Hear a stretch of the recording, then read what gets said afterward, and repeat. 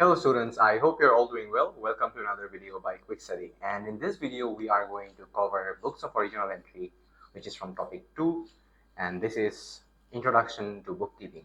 And in this video, we are going to learn about the 3-column cash book, the petty cash book, and the journal. Alright students, so as you can see here, this is an example of a 3-column cash book. And this is the question that we have here. And as you can see, we have balances which have been brought down from April. We have a cash balance of £29 and a bank balance of £65, along with all the other balances that have been given below. So this is what the question will look like. And this is basically what a 3-column cash book looks like. So here we have the folio column, which is basically a column for the references, like from where have these entries come from. Then you have a discount column, and just for your information, this is basically the debit side of the cash book, and this is the credit side of the cash book. So on the left hand side we have the debit side, and on the right hand side we have the credit side. Alright, so firstly, as we have already seen here, you have balances, right? The opening balances. This is your bank balance. You have the bank balance as this much, and then you have a cash balance of this much. Furthermore, we have looked at the trade receivables account. So you have a balance for trade receivables of 120, 280, and 40. What this means is that you have received money from your credit customers.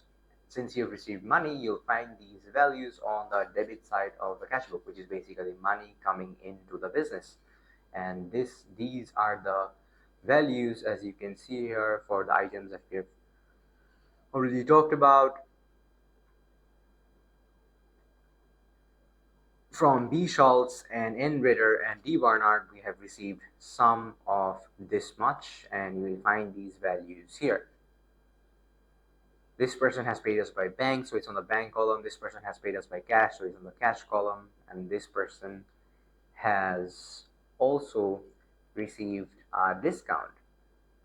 As we can see, it's written in the question that B. Schultz has paid us by check, but he got a 2.5% of cash discount, which is equivalent to €3. So we'll deduct the amount of money that he was supposed to pay, £120. We'll deduct £3 from that, euros.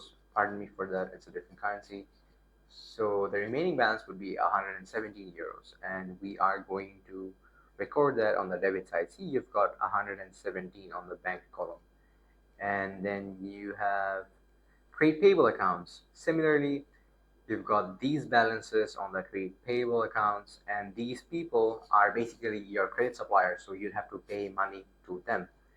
And when you're paying off to your credit suppliers, you are also going to receive discounts, and that is basically discount received. And discount received is a trade item, so it goes on the credit side of the cash book. As you can see here, we have made payments to Yu Singh.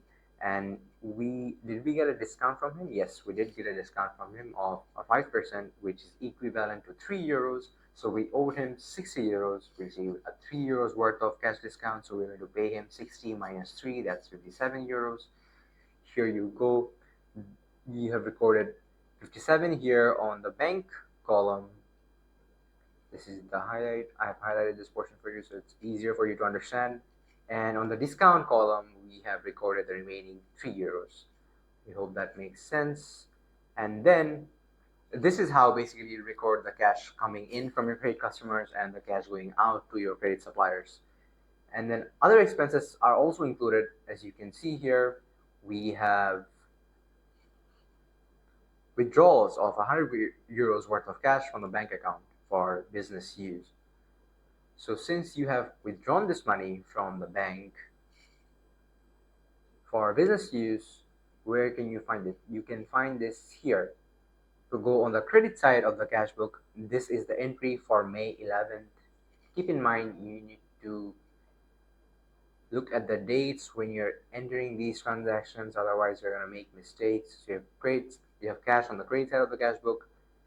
You took out this cash, right? £100, €100 worth of cash, which went to the credit side of the cash book on the bank column. And then you have a transaction where you're paying off your expenses on May 25th.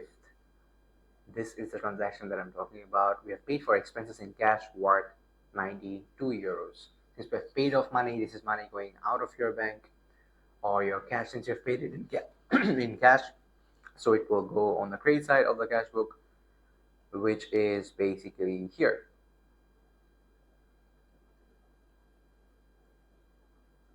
92 euros, right?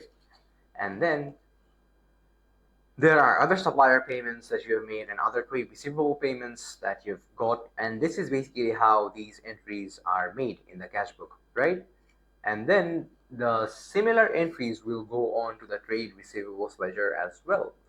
For B. Schultz account, since he's a trade receivable, he has paid you money, so the journal entry for that would be bank account would be debited and trade receivables account would be credited, right?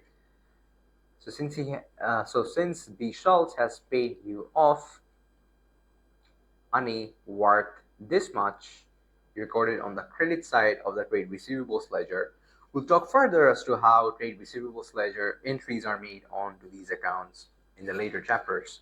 And since you've also provided him with a discount, that will go on the credit side of the trade receivables ledger, because discount allowed is an expense which is basically debited, and discount allowed will reduce the claim on your trade receivable, which means your customer will be paying you less money than you're supposed to receive. So you're going to further credit that account. And as you can also see, there's a balance BD here. What does that really mean? Balance BD is basically balance brought down from the previous month. Where did this value come from? So this is basically from the question, the very beginning, if you can remember. It was given in the question that B. Schultz owed you 120 euros since previous month. So since he has made the payment and we've also given him a discount, this account has now been settled for. And this is how every other entry is made in the trade receivables ledgers and the trade payables ledger. I hope that was easy for you to understand. Alright students, now that we have looked at what a 3-column cash book look like, let us talk a bit about what are bank overdrafts. So bank overdrafts will allow a business to spend more money than they actually have in their bank accounts. Basically temporary money, which is basically temporary loan that the bank has allowed you to use. And this facility is usually provided to businesses who has been doing business with a particular bank for quite some time. And basically, an overdraft will allow a business to borrow money temporarily and also pay it back as soon as possible, because overdrafts usually have a really high interest rate. And when your bank account, so when you have an overdrawn balance, the balance will actually, the extra amount that you have withdrawn from the bank above your actual bank balance is the amount of bank overdraft. And this will actually become a credit balance, which indicates it's a liability for the business to the bank.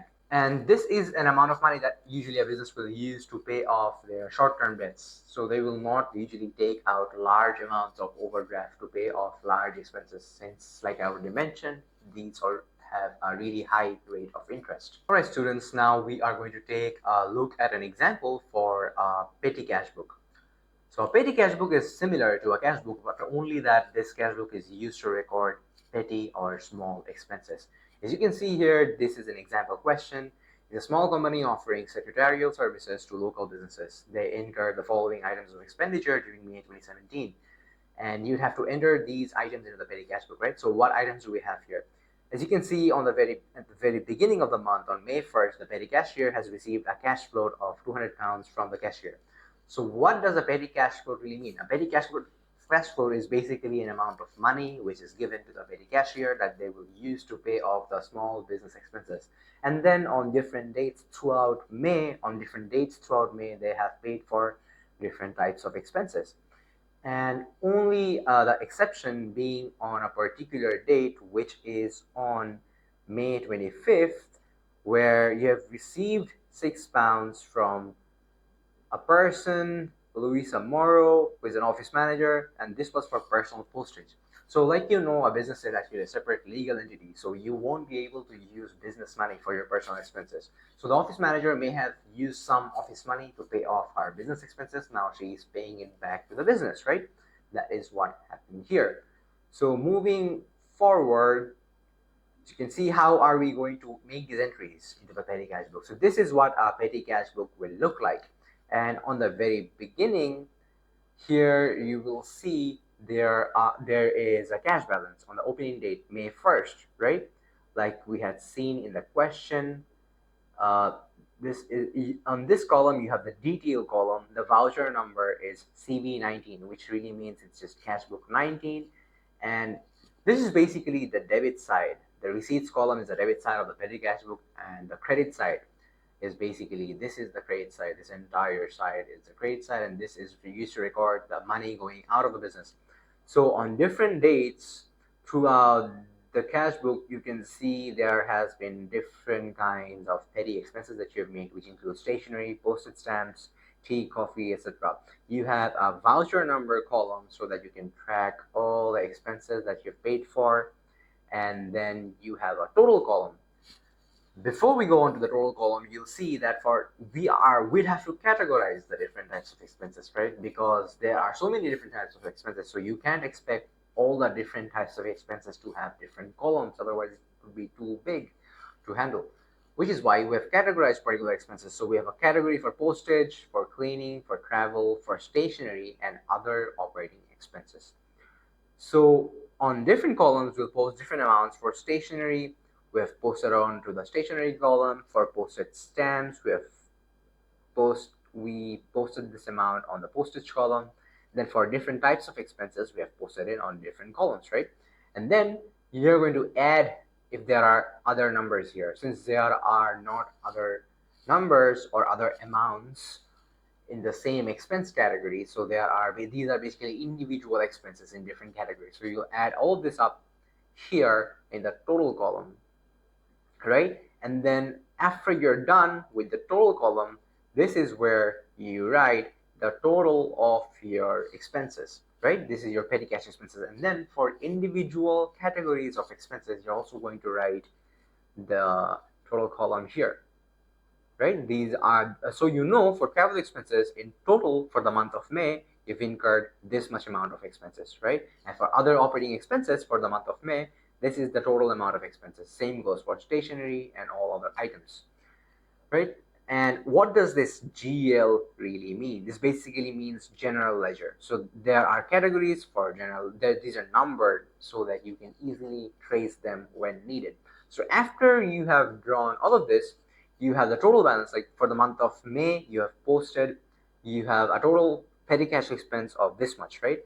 And remember, like I've told you, there was only one exception where the business hasn't really paid off any money, they've received money, which was on May 25th, right? Where the office manager, Louisa Morrow, had borrowed some money, may have had borrowed some money from the business, and then she paid it back. So since this is money coming into the business, it goes on to the receipts column or the debit side of the cash book. And then you have to draw out the total amount, like how much money has been spent, so that you know there is a balance carried down, right? The balance CD towards the end of the petty cash book. And like after you are done, you should draw the total column here, which you can see here as 206, and you need to deduct 153.62 from 206, so the remaining balance comes out to be this, which is basically 52.38. This is your balance CD or balance carried down. This will go on as here.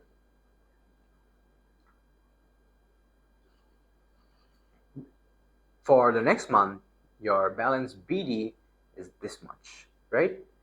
So to restore or reimburse the petty cash book, you'd have to, how much money do you have to reimburse into the petty cash book system? The remaining amount would be 147.62. Where did you get that money? Where did you get this amount from? What you did is basically how much money that you have spent minus how much money you've received, right? So you've spent this much money, 153.62, like we have already known, and then you've received £6, right? If you deduct £6 from 153.62, you get 147.62. So this is the amount of money that you have to reimburse into the petty cash book, so that similarly the expenses can be paid for in the following month. Alright students, so now you'd have to make the double entries in all the relevant accounts. Since we are just done with the petty cash book, now you'd have to make the entries in the relevant accounts like I've already mentioned. So this is the cash book of the bank column only. On the credit side of the cash book, as you can see here, you'd have to record on May 1st, the petty cash book number 31 for an amount of £200. So this is in the very beginning of the month. This is the petty cash float, and then in the next month on June 1st for petty cash book 31 as the folio number, you have reimbursed an amount of 157.62. So this is the amount of money that you have reimbursed into the system, right? And then moving on, since you have a total expense for postages of this much, just pick the highlighter. Yep. So this goes here onto the postages account, right? And on this date, on May 31st, which is the closing date, the total for postages was this much. It goes on to the debit side of the postages account. So this is an expense. The journal entry will be as postages account will be debited and the cash book will be credited, petty cash book, right? So this is how this entry is made, and similarly all other entries are made in all other accounts. This is the cleaning account. This is the total amount for cleaning, and on May 31st, as you can see, from petty cash book you've paid this much, and for travel expenses you paid this much, which goes on to all these entries will go on to the debit side of these accounts, since these are expense accounts, students, remember. And then we have the stationery account. This is the total amount posted on the stationery account from petty cash book, and similarly all other entries will follow like this. Alright students, now that we have just seen how you will do the petty cash book, let us talk a bit about the journal. So what is the journal? The journal is basically a book of original entry, like all the other books of original entry like we have discussed. But this is different because we will use this to record the transactions which are not entered into other books of original entries or day books, such as the cash books or the purchase day book, sales day book, purchase returns day book, or the sales returns day book. So the journal is basically a diary for accounting transactions. And what kind of entries can you expect to find here? You'll find the date of the transaction, the names of the accounts that you'll be debiting and crediting, the amount of the transactions, of course, and a description and explanation of the transaction that you'll be making. And also it should include a reference number, the reference number for the source document, which actually supports the transaction, right? So like I've already mentioned, the journal is used to record transactions which typically do not find a place in other books of original entries, right? So what kind of transactions can you find in the journal? So you'll have transactions which includes the purchase or sales of non-current assets on credit, and you'll find transactions related to irrecoverable debts or bad debts. You also find other transactions which may be adjustments to any of the entries in the ledger, or you might find transactions which are related to correcting errors. Alright students, so this is what an entry on the journal would look like. So like I've already mentioned, this is used for transactions which do not usually go to any other books of original entries. So say for example, you've purchased a machinery from tool makers. So the posting for the particular entry would look like something like this. Since you've purchased machinery, your machinery account would be debited. So this is your machinery account.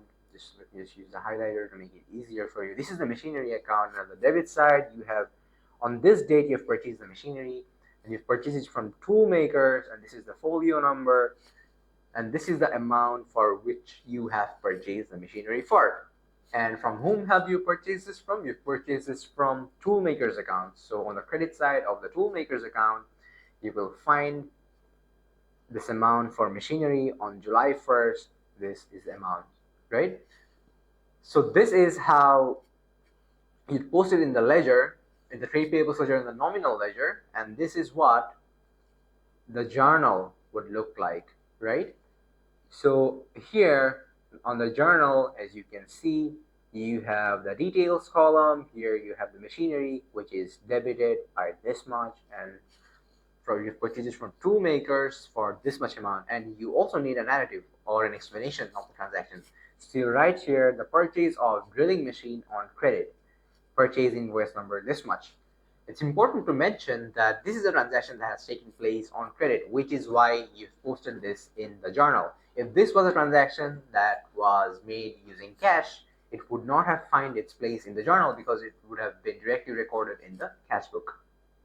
Alright students, now that we have seen how you will post transactions into the journal, let's talk a bit about errors. So you will make mistakes. Similarly, accountants will make mistakes too, but what you need to do is correct the mistakes that you've made. So most errors will be actually discovered after some time has passed, and you need to make regular reviews and audits to make sure that you are able to identify the mistakes that you're making. And these errors must be corrected using the journal, and the journal will record the correct entries to rectify the mistakes that you've made, and you'd have to enter the accounting records accordingly to make sure that they are accurate, right? So you'd have to avoid making corrections to the original records, because if you cross out items, if you tear out pages of the ledgers, your accounting records won't be reliable. So errors can have different effects on the trial balance, which we will further talk about in the further chapters. Alright students, with that we have come towards the very end of this video, and to give you a short recap of what we have covered so far, we have talked about the 3-column cash book, we have talked about the petty cash book, we've also talked about as well as looked at the journal. And students, with that I'd like to thank you for watching this video, and if you've liked this video, do subscribe to our channel since we post regularly on different topics and subjects that can help you ace your GCSEs. And of course, if you'd like to know more about us and our online one-on-one tutoring services, do visit our website at www.quickstudy.uk. Thank you.